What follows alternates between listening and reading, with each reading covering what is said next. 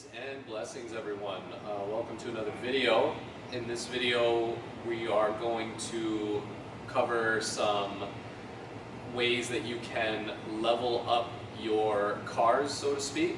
We're going to continue with the shoulder cars, building off of what we discussed in the previous video. In the previous video, we were doing our shoulder cars from a kneeling position. Now in that kneeling position, it's a good way to start to develop better control over your movement. But when we're kneeling, there's a lot of room for compensatory patterns to creep in. We talked about the spine or the shoulder blade, the scapula starting to become a little bit overly expressive or creating superfluous movement in order to help the glenohumeral joint, the ball and socket portion of your shoulder joint, to aid it in its movement. So in this video, we're covering positions that we can take that would put physical constraints on the body to help further isolate the joint in its function. So first position that we can take will be a child's pose position. So essentially, you're sitting back into the heels of the feet. You're going to take the arms overhead.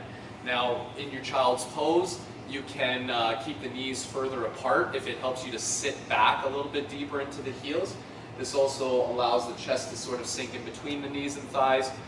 If you wanted to keep the knees closer together, that's okay too, and you'll actually be creating a little bit more passive flexion through the spine. You're going to create more rounding through the spine with the knees together as your upper body, your torso will be forced to sort of fold over top of the thighs as opposed to sinking in between them.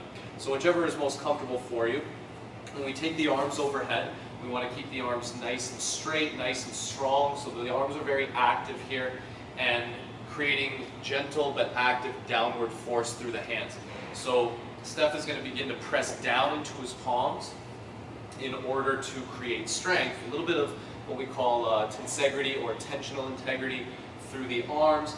You want to feel that tension travel up into the shoulders. It's going to create a little bit of contractile force through the abdominals. And so whichever arm he's going to lift off, so he's going with the left side, he's going to continue to press down through the opposite hand just to help anchor down the body. So as he finds his lift, he's creating overhead flexion here. When he finds that lift, we want to make sure that the shoulder blade doesn't start to hike towards the center of the back. So I'm going to put a constraint on that shoulder blade. He's going to begin to rotate his arm thumb downward. So creating internal rotation of the shoulder. And then he's going to start to create his circle. So tracing his circle, and I'm going to try to put a block on that shoulder blade. So pause your movement and bring the shoulder blade down a little bit. Yeah, so think about bringing this part of the shoulder downwards towards the floor. So we want to do our best to keep our chest square to the floor here. Yeah, and he's going to continue to try to lift away from the ground as he traces his circle, continuing to spiral that arm thumb downward. He wants to continue with that internal shoulder rotation. And just like from our kneeling position, when we finish, we want the back of the hand to face inwardly towards the body. This is going to be our start point when we reverse our movement. So he wants to reach back towards me as he lifts up, just making sure that he starts to target that shoulder extension. Once he finds his limit, rotating from that upper arm bone, he's going to start to rotate thumb up, creating external rotation in the shoulder as he starts to swing that arm overhead. Yeah, and when you bring that arm overhead, you want to think about pinning that bicep right to the ear, holding. Now, if you needed to bring the hand down to take a little bit of a break in between repetitions, that's okay. Second position that we can take will be going from a prone position.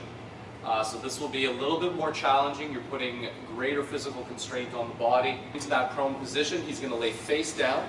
Again, we're going to use our block or a cushion or even like a rolled up towel, whatever cushiony prop we have, just to offer the head and neck a little bit of support here.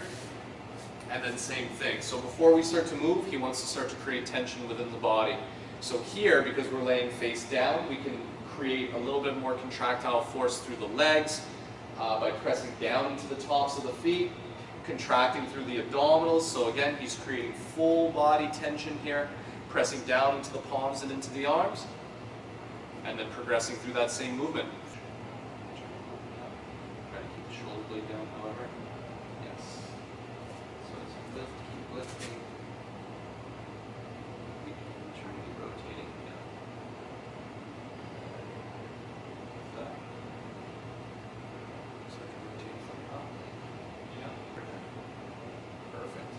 If you needed a position that maybe is somewhere in between, you can also perform these shoulder cars, these rotational movements from a side laying position. From a side laying position, make sure that you don't abduct the shoulder to reach up, but remember that you want to come forward in front of you to that overhead range. So we always want to start by bringing that bicep alongside the ear, and then we continue.